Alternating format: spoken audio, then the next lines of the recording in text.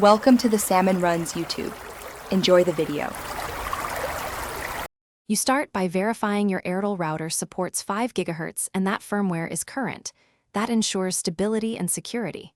Once done, connect a laptop or phone to the router by Ethernet or existing Wi-Fi so you don't get kicked out mid-change.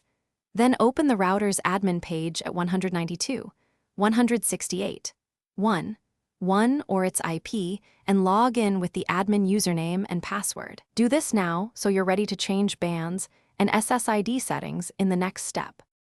You will now enable and tune the 5 GHz band. In wireless settings, select the 5 GHz interface and toggle it on. This separates faster capacity from 4 GHz. Next, set a clear SSID different from your 4 GHz name and assign a strong WPA2 or WPA3 password so devices authenticate securely. Then choose a channel.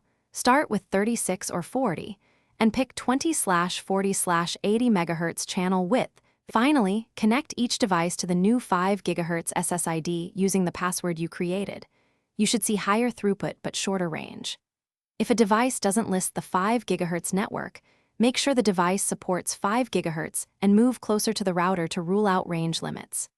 If problems persist, reboot the router and device, update network drivers or firmware, and change channel or disable DFS channels temporarily. This single troubleshooting step resolves most connectivity conflicts and restores a stable 5 GHz link.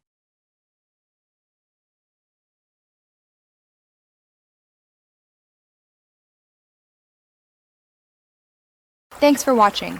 Consider subscribing if we helped you.